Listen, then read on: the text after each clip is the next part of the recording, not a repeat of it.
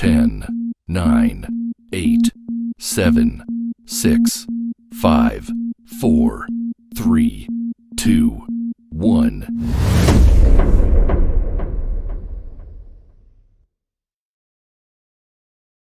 Assalamualaikum warahmatullahi wabarakatuh. Alhamdulillahirabbil alamin. Kita panjatkan puji dan syukur kehadirat Allah Subhanahu wa taala, di mana pada kesempatan ini saya membuat video kuliah penutup untuk sesi Meet ini dengan judul komunikasi internal, atau lebih lazim orang menyebut secara eksplisit yaitu komunikasi administrasi. Kemudian salam dan salawat senantiasa kita haturkan ke Nabi besar Muhammad SAW dengan mengucapkan salawat Allahumma shalli ala sayyidina Muhammad wa ala alihi wa barik wasallam. Oke. Judul komunikasi internal ini sebenarnya merupakan pembahasan daripada apa yang pernah saya sampaikan di salah satu video lalu, bahwa nanti kita akan bahas lebih mendalam terkait dengan komunikasi internal, di mana kita paham bahwa komunikasi internal itu adalah komunikasi yang berlangsung di dalam sebuah organisasi. Di dalam sebuah organisasi menuruti struktur dan fungsi dan kewenangan dalam sebuah organisasi. Kemudian di sini saya menyebut kata komunikasi administrasi itu sesungguhnya sama maknanya dengan komunikasi internal. Internal ini mungkin sifat maknanya secara umum, tetapi dalam prakteknya itu sesungguhnya yang dipraktekkan itu komunikasi secara administratif di dalam sebuah organisasi. Administrasi dalam artian luas, yakni administrasi itu unsur-unsur atau bagian-bagian adalah organisasi sebagai wadah, kemudian unsur penting adalah administrasi itu adalah manajemen juga, di mana manajemen sebagai proses. Nah, jadi saya ulangi, administrasi itu meliputi organisasi sebagai wadah berhimpun orang-orang, kemudian manajemen sebagai proses aktivitas di dalam itu. Nah, itu. Kemudian makna administrasi itu sendiri secara ilmiah adalah berasal dari kata administrare, itu artinya pelayanan. Nah, artinya pelayanan dalam sebuah organisasi yang dilaksanakan oleh orang-orang di dalam itu secara proses manajerial, secara internal. Jadi pengertian komunikasi internal ini lebih mengarah kepada administrasi dalam sebuah organisasi. Oke, itu sekedar untuk menyamakan persepsi pemahaman tentang apa sih komunikasi internal yang kemudian disebut lagi sebagai komunikasi administrasi. Nah, itu sebenarnya begitu. Administrasi dalam sebuah organisasi yang meliputi organisasi itu sendiri sebagai wadahnya, kemudian manajemen sebagai prosesnya. Oke, lanjut. Di sini bagian A kita melihat pengertian komunikasi. Saya pikir ini sudah kita bahas pada awal-awalnya terkait dengan pengertian komunikasi, tapi di sini sengaja dibuat sedemikian rupa pemahaman atau pengertiannya dalam rangka mendukung komunikasi internal. Nah, kita baca. Pengertian komunikasi adalah proses penyampaian pesan dari komunikator kepada komunikan baik melalui media atau tidak yang menimbulkan feedback. Nah, itu di dalam definisi ini sudah ada tertuang di dalamnya unsur-unsur komunikasi. Ada komunikator, ada komunikan, kemudian ada media, kemudian ada feedback. Nah, itu unsur utamanya ada. Kemudian kalau tadi itu pengertian secara umum, kemudian ini pengertian komunikasi administrasi atau komunikasi internal itu. Nah, komunikasi internal.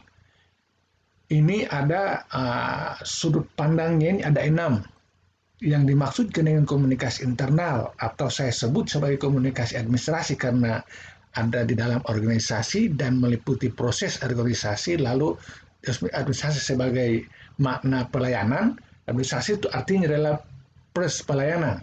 Maka kita memiliki pengertian-pengertian terkait dengan komunikasi internal atau komunikasi administrasi itu. Yang pertama, proses penggunaan lambang sekelompok orang atau lebih. Nah, sebuah komunikasi dalam organisasi itu berlangsung ditandai dengan secara bersama-sama orang-orang di dalam sebuah organisasi itu menggunakan lambang dalam rangka mereka berkomunikasi itu. Lambang itu apa? Banyak.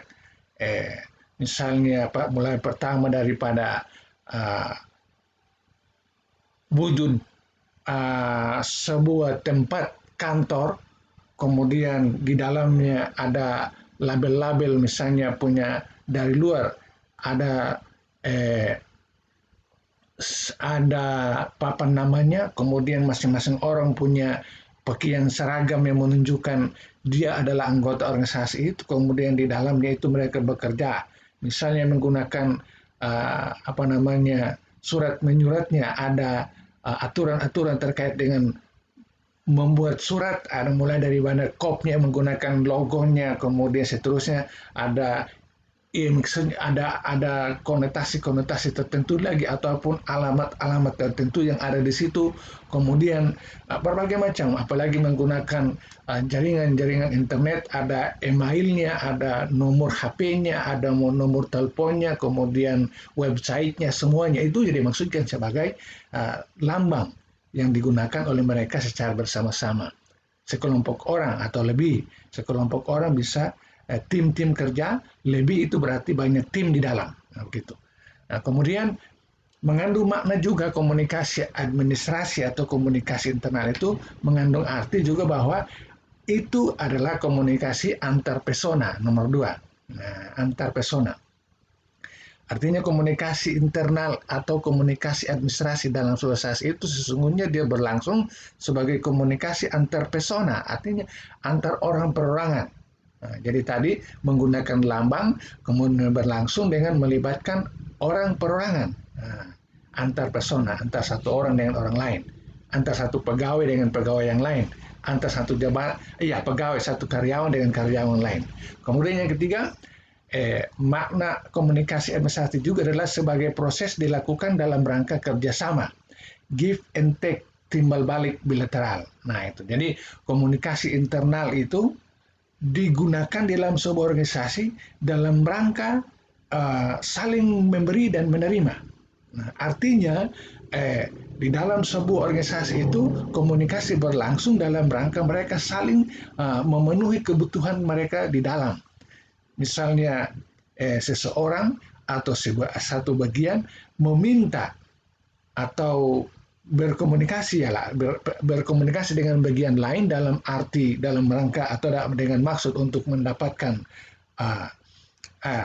feedback dalam bentuk misalnya pemberian data atau pemberian saran atau pemberian berbagai macam hal yang nanti dikembalikan kepada bagian yang berkomunikasi itu hendaknya sifatnya adalah segera, begitu, take and give. Jadi begitu saya berkomunikasi dengan teman sejawat, maka tentunya dalam hal ini komunikasi terkait dengan hal-hal yang bersifat kedinasan.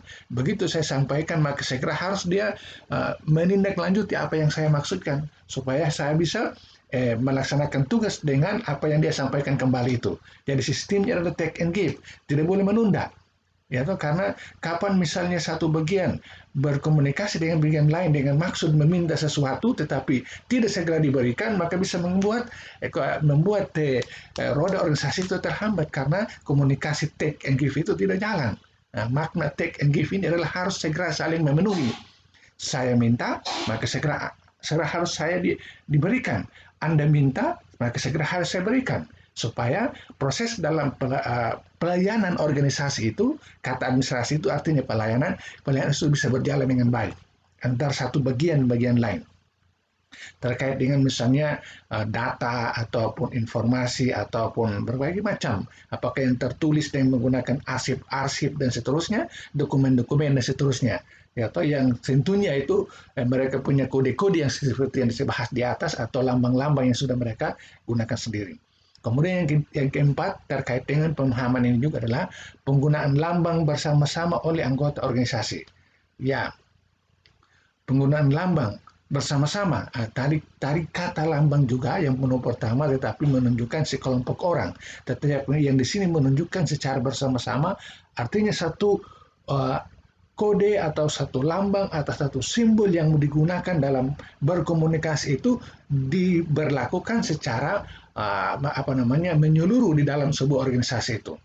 Ya toh, misalnya umpamanya dari sisi surat menyurat, maka bagian A, bagian B, bagian C harus seluruhnya memiliki kop surat itu sama.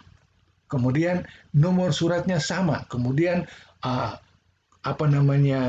penyusunan kalimat-kalimat paragraf pertama, paragraf kedua, paragraf ketiga hendaknya berdasarkan aturan yang sama. Misalnya memulai dari kata pembukanya, masuk kepada isinya, kemudian penutupnya, lalu kaki suratnya harus sama. Nah, dilakukan sama-sama. Lalu kemudian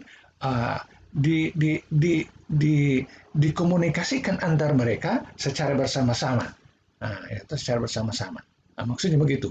Kemudian yang kelima adalah komunikasi yang bersifat internal. Nah, itu yang tadi itu sebenarnya yang kelima ini lebih mempertegas apa yang saya katakan tadi bahwa komunikasi internal itu sama artinya dengan komunikasi administrasi, di mana kata yang tadi saya jelaskan administrasi itu adalah sebuah unsurnya adalah organisasi, berarti di dalam sebuah organisasi yang mengandung makna proses juga berarti ada unsur manajemennya di dalam. Organisasi sebagai wadah, manajemen sebagai proses, lalu kemudian mereka melaksanakan aktivitas komunikasi itu di dalam organisasi itu dalam rangka saling melayani, ya, saling melayani tadi. Kata administrasi itu bermakna melayani, saling melayani. Nah, maka itu juga disebut sebagai komunikasi internal. Nah, di sini tulis saja adalah komunikasi yang bersifat internal, atau tidak bisa melibatkan pihak-pihak lain. Kalau misalnya berkomunikasi menyangkut hal-hal keorganisasian itu tidak bisa melibatkan pihak lain, maka dianggap sebagai komunikasi internal. Oke, kemudian yang keenam adalah komunikasi yang berorientasi pada tujuan organisasi yang efektif dan efisien. Nah, itu jadi makna komunikasi internal atau komunikasi administratif itu artinya komunikasi yang dibangun sebagai salah satu faktor yang sangat penting dalam rangka orang berorganisasi itu, dengan maksud supaya komunikasi yang dibangun itu dapat melahirkan efektivitas dan efisiensi.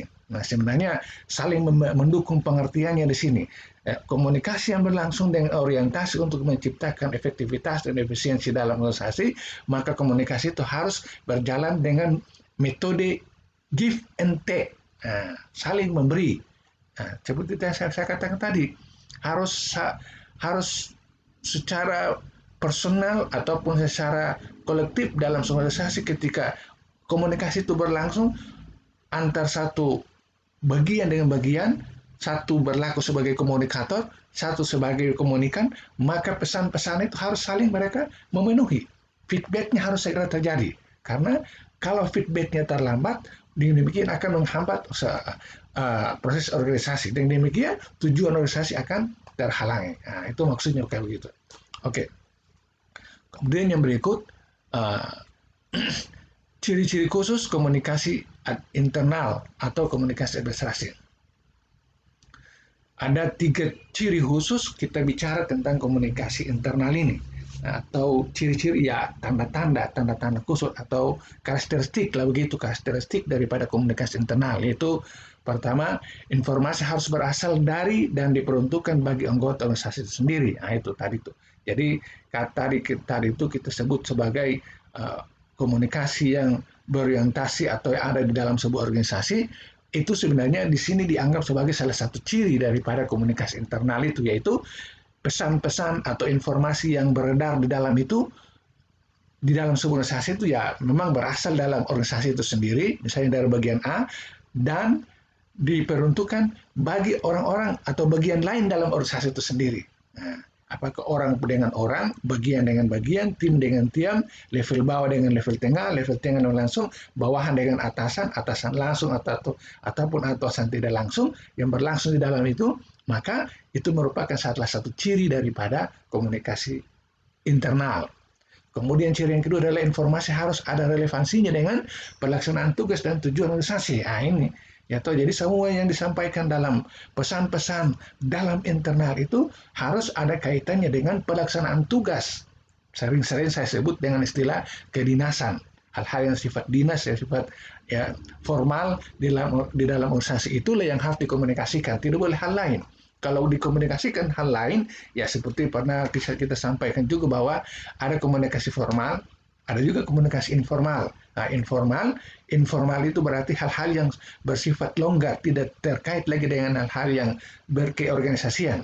Nah, berarti kalau di dalam orang-orang walaupun sesama orang organisasi, tetapi mereka berbicara bukan terkait dengan masalah keorganisasian, maka itu sebenarnya bukan komunikasi internal.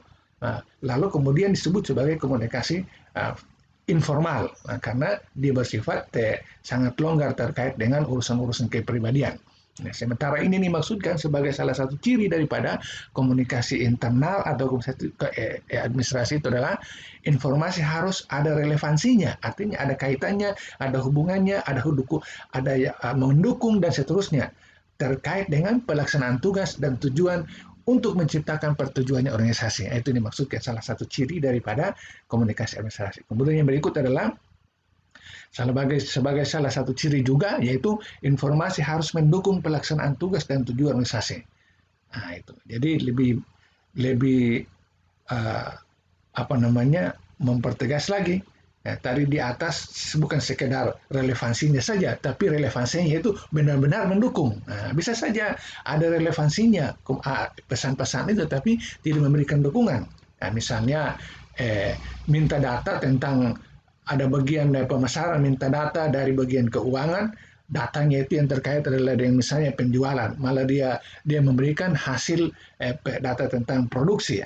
Itu tidak bisa karena dia minta tentang data penjualan bukan data produksi. Walaupun sebenarnya itu data juga terkait dengan organisasi itu, dalam hal ini kegiatan bisnisnya, tetapi tidak mendukung.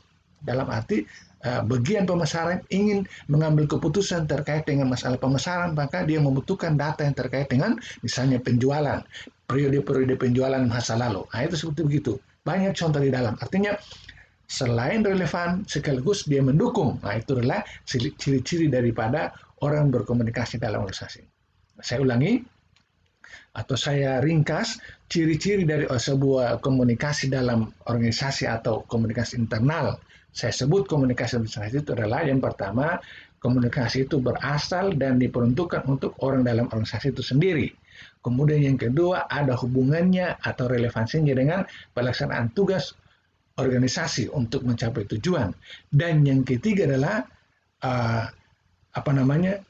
informasi itu betul-betul dibutuhkan dalam rangka mendukung pelaksanaan tugas tadi, yaitu misalnya proses pengambilan keputusan dan seterusnya, dan keputusan terkait berbagai macam aspek, begitu.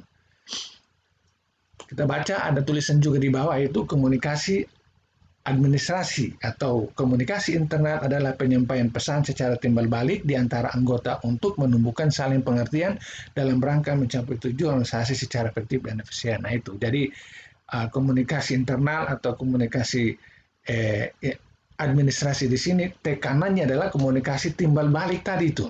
Timbal balik, begitu disampaikan maka harus segera dikembalikan. Jadi sebenarnya pengertian komunikasinya Anda sudah tahu, tetapi penekanannya adalah komunikasi yang terjadi itu harus interaktif atau take and give atau timbal balik, tidak boleh ditunda. Nah, itu pengertiannya begitu. Kalau misalnya Anda bergabung dalam sebuah organisasi, Anda bisa melihat dari sudut pandang komunikasi. Misalnya sebuah kegiatan atau satu organisasi itu tidak berjalan dengan baik, bisa Anda mengukur dari sisi komunikasi. Oh, ini tidak bagus karena memang tidak ada komunikasi berjalan dengan baik.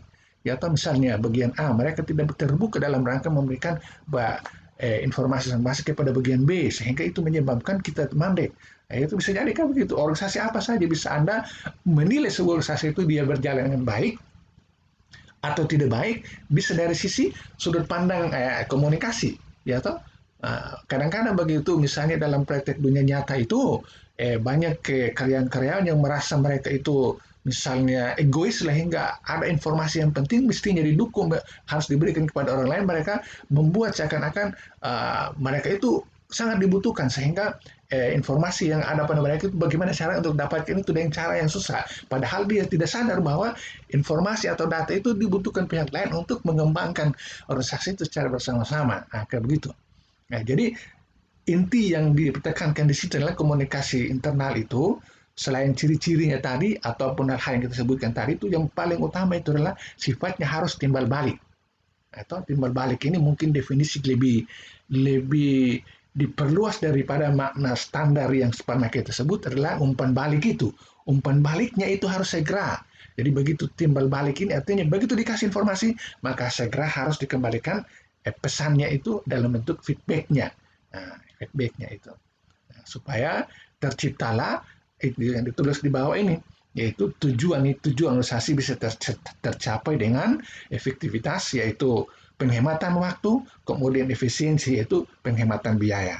Oke. Kemudian yang berikut, peranan, jenis, dan tujuan komunikasi internal administrasi. Nah, ini peranan daripada komunikasi internal, kemudian jenis daripada komunikasi internal, dan tujuan daripada komunikasi internal. Nah, ini judulnya banyak tapi pembahasannya cuma sedikit. Peranan, jenis, dan tujuan daripada komunikasi internal. Itu bisa kita jawab dengan membuat dua pertanyaan. Atau pertanyaan standar. Pertanyaan yang pertama adalah mengapa komunikasi administrasi atau komunikasi komunikasi internal itu perlu dikembangkan. Kemudian pertanyaan kedua adalah cara mengembangkan mekanisme komunikasi internal administrasi. Nah, itu pertanyaan ini kita jawab dalam rangka membahas judul yang kelihatan pada di atas, yaitu peranan, jenis, dan tujuan komunikasi. Dalam hal ini komunikasi administrasi atau internal. Nah, coba kita melihat pertanyaan pertama, mengapa komunikasi administrasi atau komunikasi internal itu perlu dikembangkan? Nah, jawaban pertama, alasan yang bersumber pada sifat kodrat manusia adalah makhluk adalah sosial. Nah, itu. Tadi saya sudah menjelaskan tentang kata administrasi itu, bahwa administrasi itu adalah pelayanan, di mana di dalam sebuah organisasi itu sebagai wadahnya, kemudian manajemen sebagai prosesnya. Secara ilmiah, kalau nanti kita pelajari teori-teori administrasi, di sana akan dijelaskan bahwa unsur-unsur daripada administrasi itu atau bagian-bagian daripada administrasi itu adalah organisasi dan manajemen. Sementara administrasi itu sendiri bermakna pelayanan, di mana administrasi ini punya pengertiannya itu terkait selain organisasi dan manajemen juga bisa bermakna sempit. Bermakna sempit adalah tata surat, menyurat, tata warkat, dokumen-dokumen, kemudian arsip-arsip dan kesekretariatan yang terkait dengan surat-surat, kertas-kertas, dan penataan-penataan arsip-arsip dan seterusnya. Di mana arsip-arsip dan surat menyurat itu tentunya bukan hanya kertas biasa, tapi itu mengandung atau memuat informasi-informasi penting di dalamnya. Di mana arsip itu, kalau didefinisikan, arsip adalah segala media yang merekam seluruh transaksi yang telah terjadi masa lalu, waktu lalu, di dalam sebuah dokumen yang kemudian disimpan dengan baik. Nah, itu. Kalau berdasarkan atau kita berangkat dari pengertian itu, maka untuk menjawab pertanyaan pertama, mengapa komunikasi administrasi perlu dikembangkan, jawaban yang pertama adalah alasan yang bersumber pada sifat kodrat manusia adalah makhluk sosial. Itu. Jadi, satu manusia berhubungan dengan manusia yang lain itu akan secara terus-menerus, tidak akan pernah orang berhubung. Kita manusia adalah makhluk zone politis yang tidak akan pernah hidup secara sendiri-sendiri. Ya toh, dari ukuran keluarga, dari ukuran sosial kemasyarakatan, orang ada bergabung ke berbagai macam tempat di sekolah kita, mulai dari SD, SMP, seterusnya, dan seterusnya, di mana kita saling membutuhkan. Ada yang jadi guru, ada yang jadi mahasiswa, ada yang pengelola, kemudian itu semua saling kita membutuhkan. Nah, proses-proses yang kita lakukan setiap hari sebagai bentuk saling berhubungan itu tentunya ada rekaman-rekaman berupa dokumen-dokumen yang merekam itu, misalnya orang tamat SD, tamat SMP, tamat SMA, dan seterusnya sampai tingkat tinggi, itu di akhir itu akan ada dokumen yang memberikan atau merekam bahwa dia telah melakukan proses perkuliahan atau studi di tempat tertentu yang berupa ijazah, taruhlah seperti begitu. Nah, di mana ijazah itu muncul karena interaksi tadi sebagai guru, sebagai mahasiswa dan seterusnya, maka seluruh dokumen yang dihasilkan daripada interaksi umat manusia itu dibuat dalam bentuk dokumen-dokumen yang tersusun rapi. Yang tentunya dokumen-dokumen tadi, misalnya umpamanya ijazah-ijazah, report-report, surat-surat kontrak, surat-surat berharga, kemudian buku-buku, buku nikah, KTP dan seterusnya itu dibuat oleh organisasi-organisasi yang memang punya kewenangan di situ, di mana itu dikeluarkan karena ada interaksi antar manusia tadi, sehingga dokumen itu dibuatkan supaya menjadi bukti bahwa ada orang yang menjalankan proses interaksi tadi, makhluk sosial tadi. Seperti itu. Lalu kemudian penjelasan berikut terkait dengan alasan yang bersumber dari sifat kodrat manusia ini juga adalah bahwa mulai dikembangkan surat menyurat, tata surat dalam bentuk data yang bersifat elektronik dan seterusnya dikembangkan secara terus-menerus dari saat ke saat. Sesungguhnya itu data yang dibuat itu adalah sebenarnya isi daripada hasil interaksi umat manusia yang berlangsung pada waktu-waktu lalu. Kemudian dibuatkan data itu, kemudian itu mengandung pesan-pesan, isinya itu mengandung pesan-pesan. Misalnya ijazah. Tidak perlu harus kita bertanya siapa sekolah di mana, cukup lihat ijazahnya, ada pesan di situ bahwa dia pernah sekolah ini, dengan spesialisasi ini, dengan keahlian ini, dengan kemampuan ini, sehingga dia bisa dengan informasi di ijazah itu bisa kita ambil keputusan dia cocoknya kita tempatkan di pekerjaan apa, cocoknya kita tempatkan di pekerjaan A atau B atau C atau dan seterusnya. Nah, cukup dengan ijazah itu ijazah yang menggambarkan bahwa dia pernah berinteraksi dengan pihak-pihak penyelenggara pendidikan dulu, sehingga komunikasi dulu itu dia bukukan di situ, di arsipnya itu. Nah, itu. Jadi administrasi dalam pengertian sempit arsip tadi. Nah, itu untuk mengembangkan orang berkomunikasi, karena manusia itu adalah makhluk sosial yang saling berhubungan. Kemudian berikut adalah kebutuhan praktis suatu organisasi untuk mencapai tujuan. Kebutuhan praktis suatu organisasi untuk mencapai tujuan. Nah itu jadi seperti yang pernah kita bahas bahwa komunikasi itu merupakan faktor yang sangat penting dalam orang berorganisasi. Dengan demikian maka peranan dalam orang berorganisasi itu komunikasi yang berperan dalam organisasi itu harus dikembangkan dengan cara-cara yang praktis suatu organisasi untuk mencapai tujuannya. Kepraktisan dalam untuk mencapai tujuan dari organisasi itu, antar bagian-bagian yang memiliki peranan dan fungsi seterusnya itu, mereka itu tentunya harus saling memberikan dorongan dan dukungan dalam rangka proses organisasi itu maju, maka secara praktis mereka harus saling berkomunikasi. Nah, ini kebutuhan praktis namanya. Secara praktis mereka saling berkomunikasi untuk saling mendukung. Nah, itu maksudnya kayak begitu. Itu alasan kenapa harus komunikasi internal itu harus dikembangkan. Karena itu kebutuhan praktis. Kebutuhan praktis antar bagian-bagian untuk mereka kembangkan. Karena misalnya bagian A membutuhkan apa dari bagian B, tidak perlu harus banyak berteori, sudah ada di sana, tinggal minta saja lalu dikasih secara praktis langsung diolah lalu jalan. Nah, begitu maksudnya. Alasannya bersumber pada pertimbangan ekonomi. Nah, itu jadi komunikasi dalam sebuah organisasi dikembangkan secara terus-menerus karena ya dari sisi ekonominya juga. Dulu orang komunikasi secara manual, misalnya di kampung-kampung dari rumah ke rumah orang menyampaikan pesan itu door to door, ada tukang atau seorang yang ditugas untuk berteriak dengan suara manualnya atau datang ke rumah untuk menyampaikan informasi. Dari dasar itu kemudian berkembang menggunakan surat menyurat, kemudian dibantu dengan email, surat elektronik, kemudian berbagai macam media-media yang sudah dikembangkan oleh umat manusia, sehingga dengan demikian dari sisi ekonomi komunikasi itu makin efektif karena dibantu dengan tadi itu kita maknakan dari sisi media salurannya itu semakin maju sehingga orang lebih lebih banyak menghemat biaya daripada bicara tentang komunikasi dalam sebuah organisasi. Ya, oke. Kalau tentang media-media itu tidak perlu kita sebutkan lagi karena kita semua hidupnya ya hari-hari hidup kita itu terkait dengan media-media komunikasi yang sangat-sangat modern. Nah itu contohnya untuk lebih menghemat uh, biaya dalam hal ini apa namanya. Kenapa harus komunikasi itu dikembangkan? Karena dari sisi pertimbangan ekonomi tadi.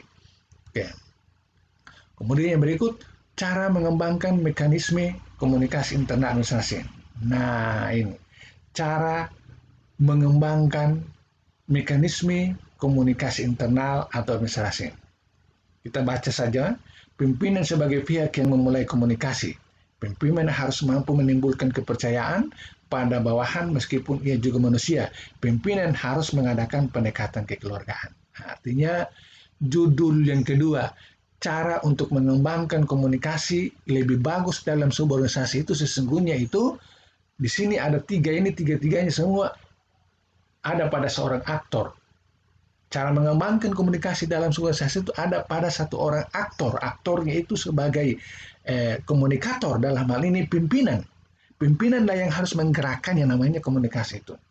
Di sini pimpinan sebagai pihak yang memulai komunikasi.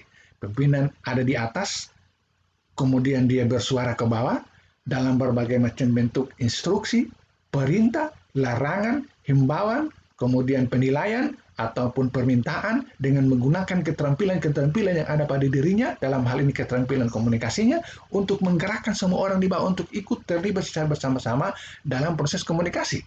Nah, itu pimpinan yang punya tanggung jawab dalam rangka mengembangkan komunikasi tadi. Dengan memperhatikan hal-hal tadi, manusia sebagai makhluk zon politisen, kemudian kebutuhan praktis, lalu kemudian komunikasi sebagai kebutuhan praktis dalam orang organisasi itu lalu melihat dari sisi perekonomiannya, ekonomi, penghematan biayanya. Kemudian pimpinan harus mampu menimbulkan kepercayaan.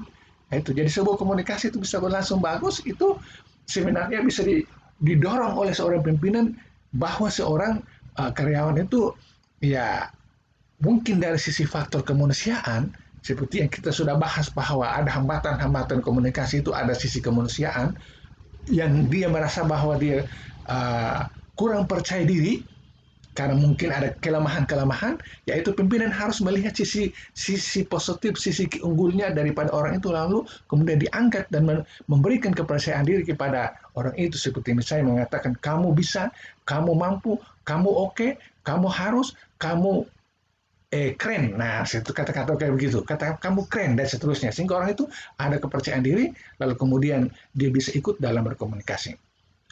Nah, ini kepercayaan diri pada bawahan meskipun dia juga manusia. Nah, kemudian pimpinan harus mengadakan pendekatan kekeluargaan. Nah, ini saya pikir mengajarkan lebih kepada komunikasi yang mungkin bersifat informal. Jadi pendekatan-pendekatan pimpinan kepada karyawan-karyawan itu bisa juga menggunakan komunikasi informal. Selain yang bersifat formal terkait dengan urusan mendukung kedinasan tadi, dia juga bisa mengunjungi secara pribadi-pribadi, datang secara langsung kepada setiap orang itu lalu dia berkomunikasi di luar daripada hal yang bersifat kedinasan atau organisasi, misalnya bertanya tentang masalah identitasnya, kekeluargaannya, keadaan kesehatannya, kemudian orang tuanya atau dirinya sendirinya, keluarganya, dan seterusnya. Nah, yang lebih kepada mendukung orang itu atau anggota organisasi itu untuk mereka aktif dalam berkomunikasi. Jadi di sini tiga-tiganya berangkat daripada seorang tokoh dalam hal ini, seorang komunikator yang melekat pada seorang pimpinan yang harus memiliki keterampilan, kemudian mampu keterampilan di sini bisa mendengar, bisa membaca, bisa menulis, kemudian bisa ada empat yang pernah kita bahas itu, lalu kemudian dia mampu merangsang orang lain untuk bisa keluar daripada belenggu tidak percaya diri kepada situasi percaya diri, lalu kemudian dia harus melakukan pendekatan secara kepribadian, kekeluargaan kepada orang-orang itu, ya toh, dengan cara misalnya orang bilang turun ke lapangan itu berkunjung ke tempat-tempat di mana orang itu berada, ya toh. Oke. Nah ini, dalam rangka untuk seorang pimpinan dalam menggerakkan sebuah komunikasi, menumbuhkan sebuah komunikasi dalam sebuah organisasi itu, maka ada di sini Louis Allen dari sisi manajemennya, dari sisi operasionalnya dalam sebuah organisasi itu seorang pimpinan harusnya atau dalam hal ini setiap komunikasi dalam suatu organisasi dalam kaitannya dengan operasionalnya itu tentunya ada tujuan yang disampaikan, yaitu pertama dalam rangka komunikasi dalam rangka meminta, kemudian komunikasi dalam rangka memberitahu, komunikasi dalam rangka mendengar, atau komunikasi dalam rangka mengerti.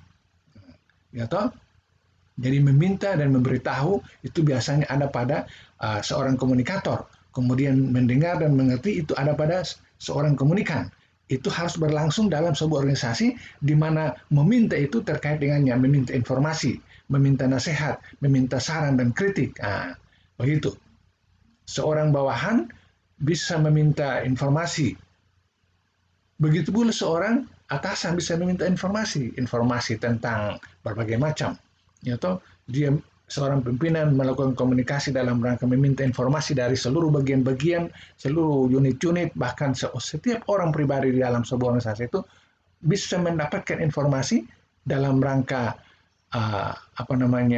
komunikasinya itu bisa berlangsung, maka status komunikasi itu dalam rangka meminta informasi, bisa juga komunikasi yang dilangsungkan dalam rangka meminta nasihat. Ya, misalnya seorang pimpinan meminta nasihat daripada para staf-staf ahlinya terkait dengan misalnya sebuah problem yang dihadapi, atau sebuah masalah atau sebuah keadaan yang dihadapi, dia bisa berkomunikasi dalam rangka meminta nasihat daripada para staf-staf ahlinya. Kemudian saran dan kritik sama adanya.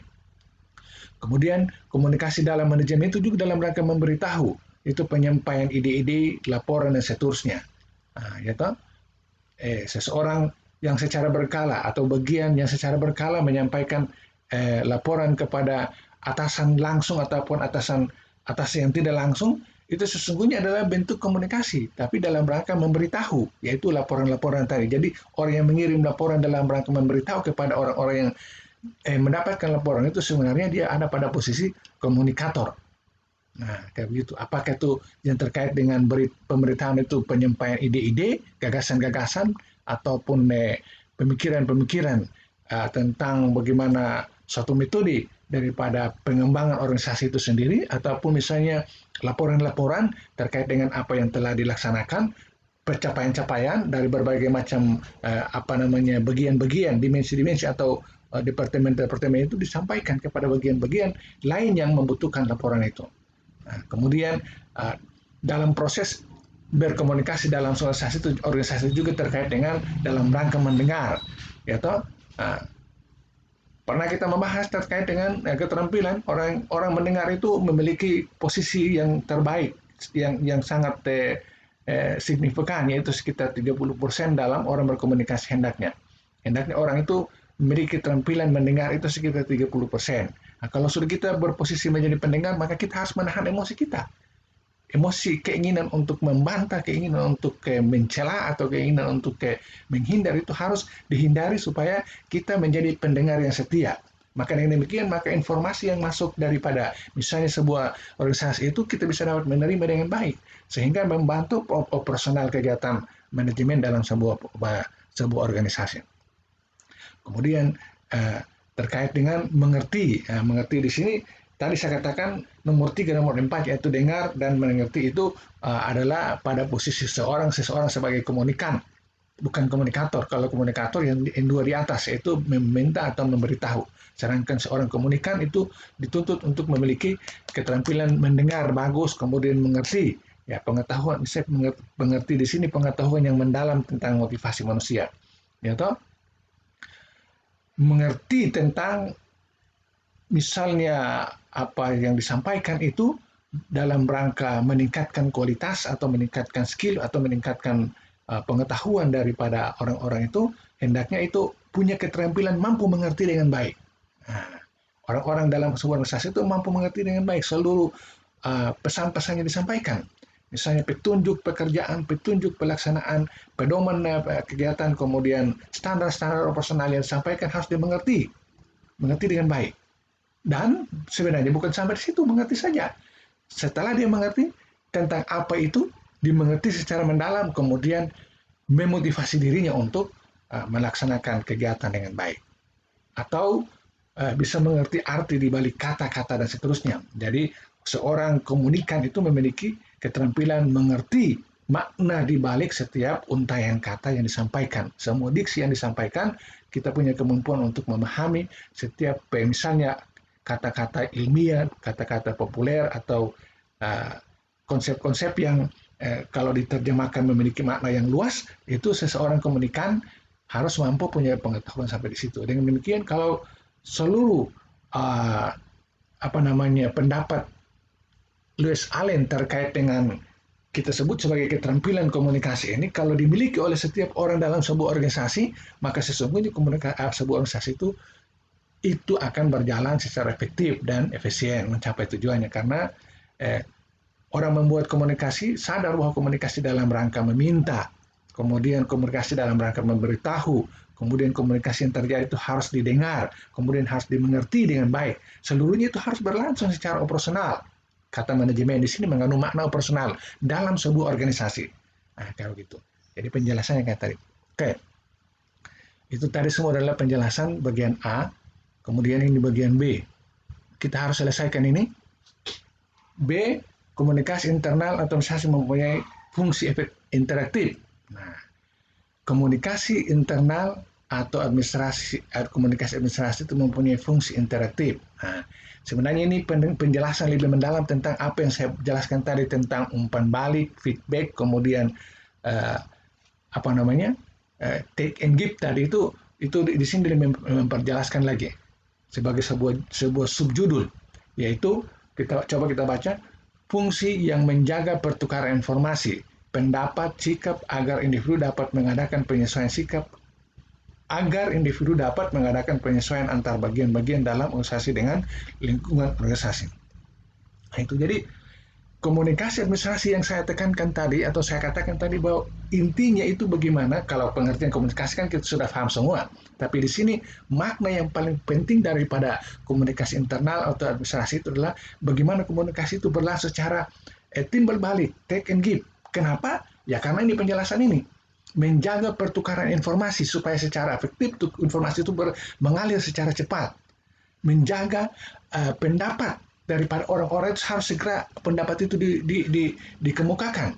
Sikap agar individu dapat mengadakan penyesuaian sikap agar komunikasi internal itu interaktif itu bermaksud supaya setiap orang itu segera membuat penyesuaian. Nah, setiap orang dituntut dalam hal berkomunikasi organisasi untuk membuat atau mengadakan penyesuaian sikap terhadap misalnya pesan-pesan yang disampaikan itu. Ya toh, apakah pesan berupa misalnya tadi baru kita jelaskan meminta atau memberitahu, harus segera ada sikap umpan balik secara interaktif yang dimaksudkan agar individu dapat mengadakan penyesuaian antar bagian-bagian dalam organisasi dengan lingkungan organisasi. Nah, itu. Jadi penekanannya adalah setiap individu itu bila melakukan proses komunikasi dalam organisasi maka harus interaktif, take and give tadi, supaya informasi yang saling tukar itu secara cepat dalam rangka orang-orang itu, setiap orang dalam organisasi itu melakukan penyesuaian sikap, penyesuaian pendapat, dan seterusnya dalam rangka membangun organisasi itu lebih baik. Nah, itu maksudnya. Nah, jadi intinya di sini adalah komunikasi administrasi itu hendaknya dia interaktif supaya informasi itu berputar secara cepat, lalu bisa ada informasi ataupun pendapat itu berputar cepat, lalu setiap orang itu bisa sesegera mungkin melakukan penyesuaian sikapnya, ya toh, antar bagian-bagian sikap setiap orang di dalam organisasi itu, apakah sikap dengan kelompok internalnya atau tim kerjanya ataupun sikap dia dengan tim-tim yang lain dalam sebuah organisasi itu. Karena dalam sebuah organisasi itu kan banyak tim, ada dulu departemen-departemen, kemudian unit-unit, kemudian dalam unit-unit itu ada tim-tim work. Tim-tim itu mereka melakukan proses komunikasi, hendaknya sifatnya interaktif, sehingga begitu komunikasi yang menyampaikan pesan itu terjadi, maka mereka saling melakukan penyesuaian-penyesuaian. Nah, dengan demikian menghindari stagnasi atau deadlock daripada organisasi itu, sehingga organisasi itu bisa berjalan sebagaimana yang diinginkan.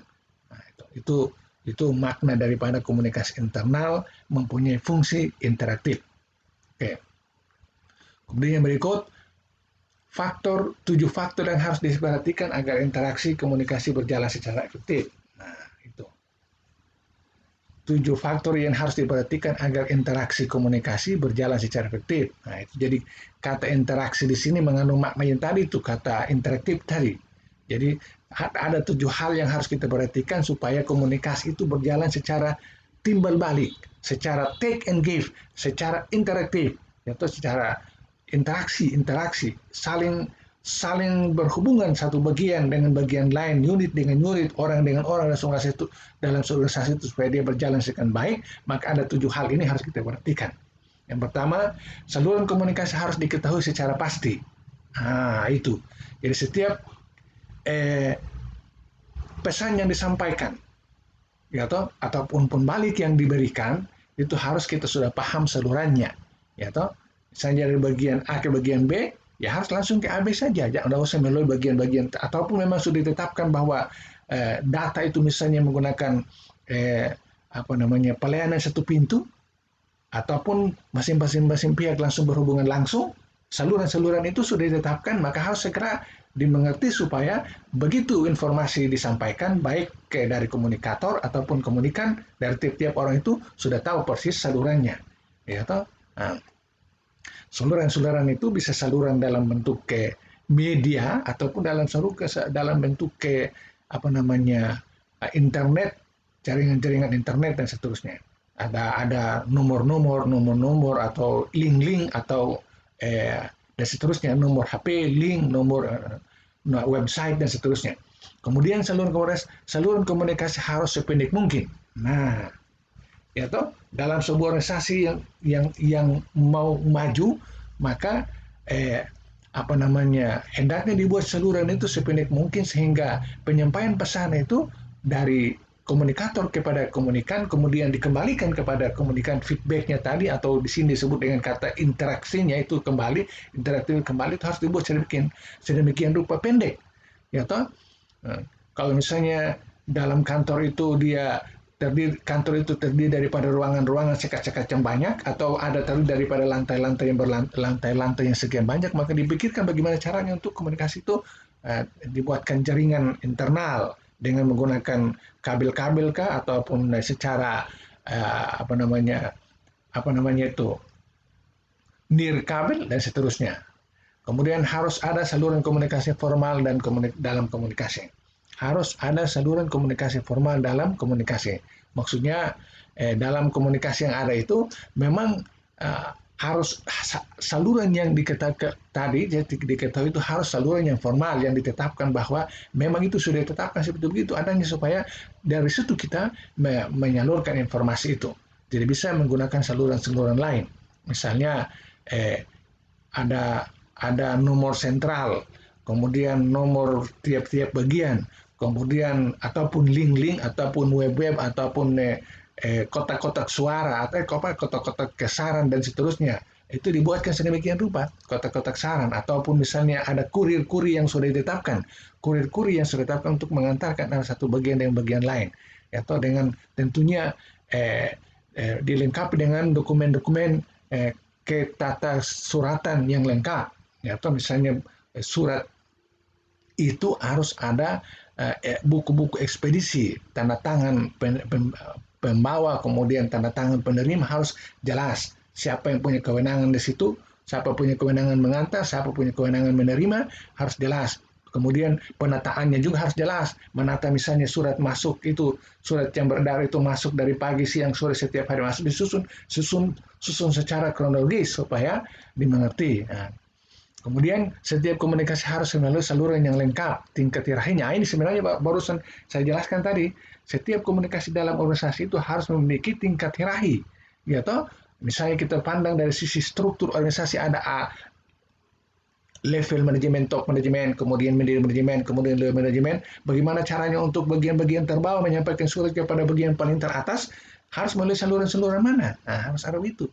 Harus ditetapkan sebuah organisasi. Nah, itu. Apakah harus langsung atau harus melalui dulu bagian-bagian supaya diperiksa, kemudian di ACC, baru disetujui, baru kemudian diteruskan ke atas informasinya itu. Misalnya dalam bentuk misalnya tata surat menyurat, administrasi, dan seterusnya. Kemudian sumber komunikasi harus dapat dipercaya. Ah, itu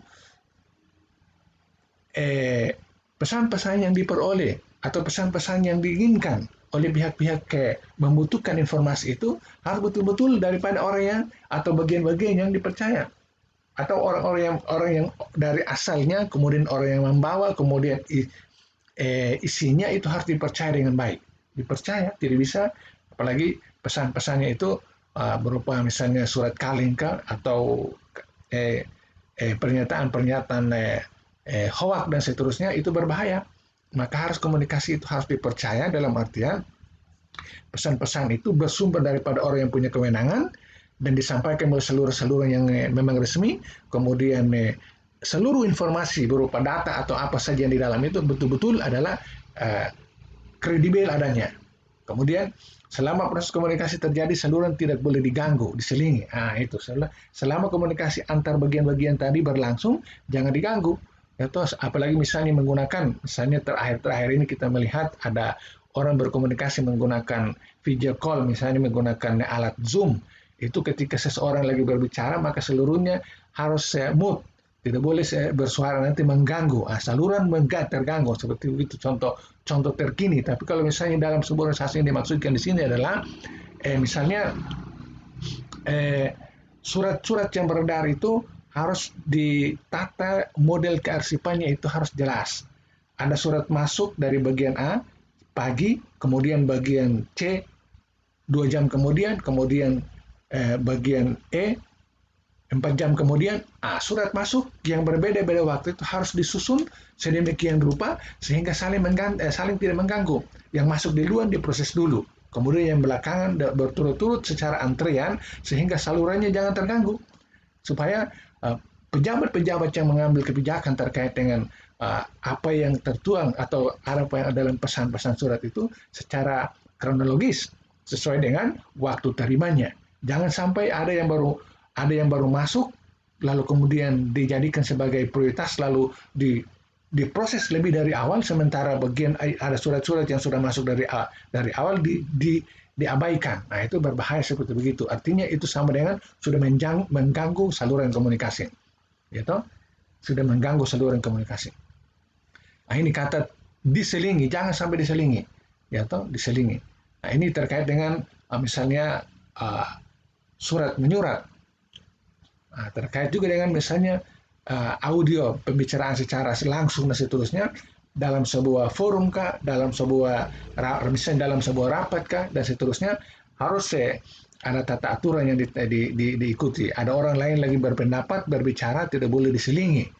Karena ada pesan-pesan yang sangat penting untuk disampaikan, setelah itu baru orang lain lagi punya tugas. Artinya sistem antrean harus berlaku di sini. Apakah dalam surat menyurat atau dalam berbicara ataupun mendengar harus berurutan. Dan itu harus ada istilahnya ada protokolernya. Kemudian sumber komunikasi dan organisasi harus jelas. Nah, itu sebenarnya ini sama dengan nomor 5 tadi di atas, ya toh. Tapi nomor 5 tadi itu lebih berat kepada isinya, yaitu pesan-pesan disampaikan itu harus terpercaya. Kemudian yang ketujuh ini terkait dengan siapanya atau komunikatornya. Komunikatornya itu atau sumber komunikasi harus dipercaya. Jangan sampai yang kita minta adalah data keuangan, tapi yang memberikan itu adalah bagian SDM. Nah, itu salah, tidak kredibel. Kemudian kita inginkan tentang informasi tentang tenaga kerja, tetapi yang memberikan data itu misalnya bagian produksi, itu salah. Nah, itu tidak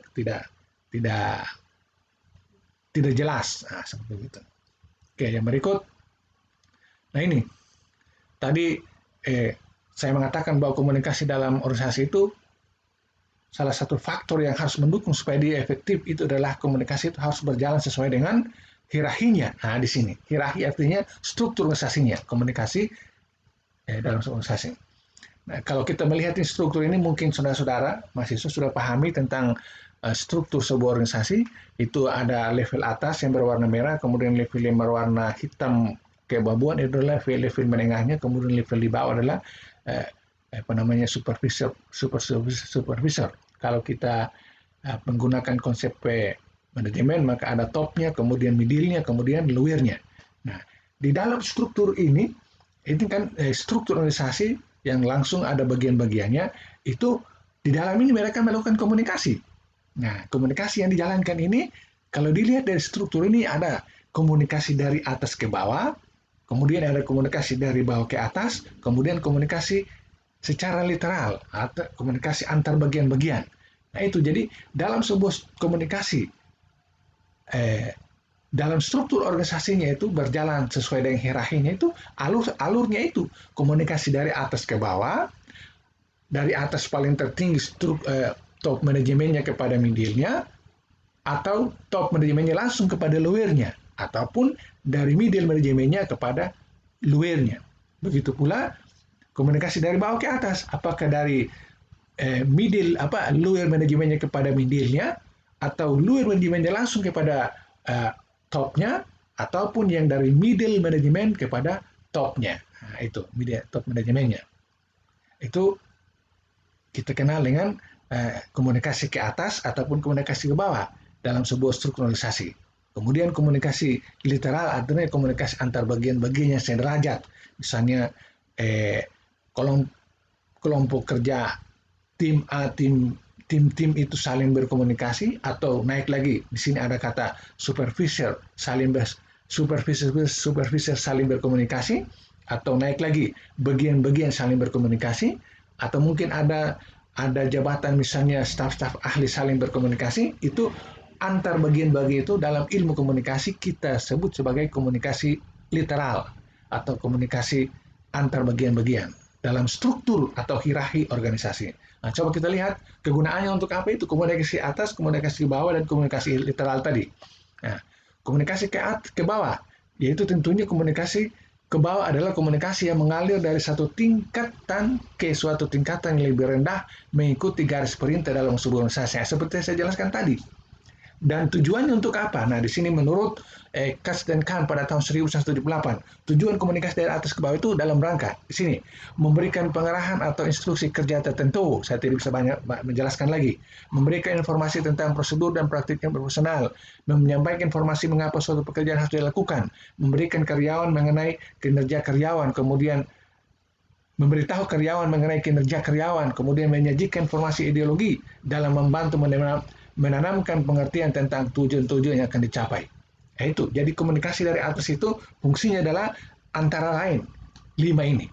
Ya toh? Satu komunikasi disampaikan dari atas bisa mengandung salah satu daripada 5 ini, atau bisa lebih daripada satu. Bisa 2, bisa 3 daripada tujuan-tujuan komunikasi yang dikemukakan oleh Katz dan Kahn. Kemudian apa yang digunakan sebagai medianya? Media yang digunakan untuk komunikasi dari atas ke bawah itu ya ini, bisa melalui media cetak seperti buku panduan, papan pengumuman, deskripsi prosedur, laporan standar, memo, dan seterusnya. Kemudian media oral itu maksudnya bicara pembicaraan langsung, kamu seperti rapat, lalu ketemu lalu bicara, instruksi langsung, pidato, telepon, dan seterusnya.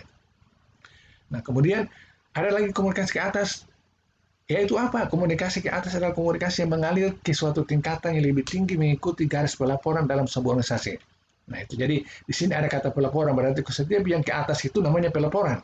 Tidak mungkin pelaporan dari atas ke bawah. Kalau dari atas ke bawah itu mungkin penyampaian tentang misalnya penilaian pimpinan terhadap karyawan, itu lalu disampaikan laporan tentang hasil penilaiannya bisa. Tetapi yang sifatnya dari bawah ke atas itu adalah seluruhnya laporan.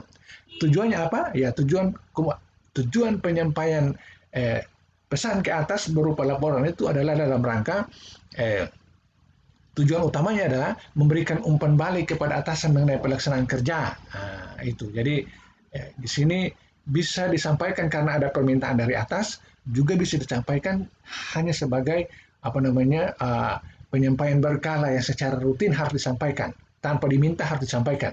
Kemudian menginformasikan kemajuan pencapaian tujuan, meneruskan masalah-masalah yang timbul. Nah, ada persoalan-persoalan yang mungkin timbul di antara karyawan atau aset-aset yang digunakan, ada permasalahan, ada rusak dan seterusnya.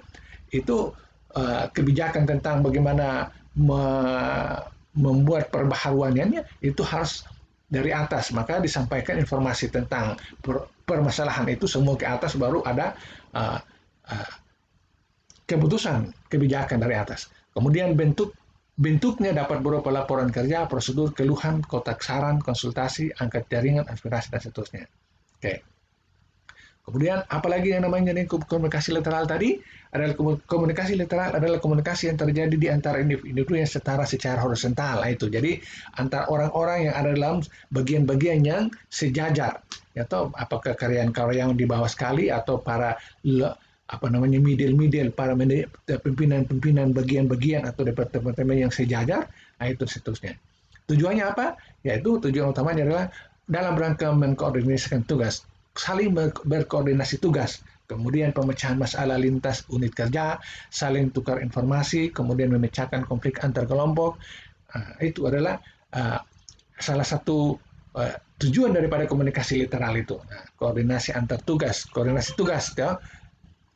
Bagian A bikin apa, bagian C bikin apa, bagian D bikin apa.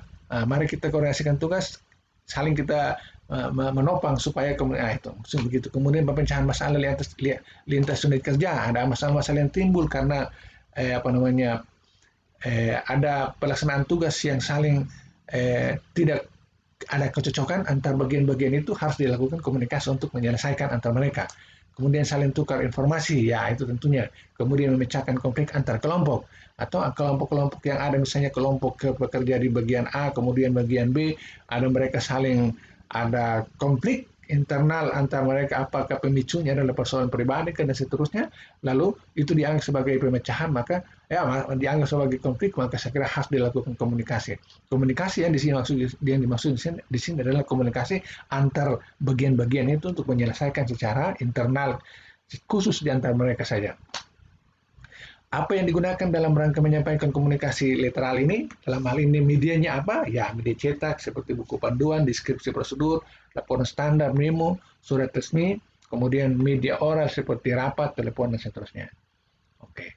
Nah, saya kira itu adalah perkuliahan yang sangat panjang kali ini terkait dengan pembahasan komunikasi internal atau komunikasi administrasi dari awal. Ada beberapa bagian, kalau tidak salah itu ada bagian A, kemudian bagian B, lalu kemudian ditambah dengan ini, struktur ini sudah kita bahas.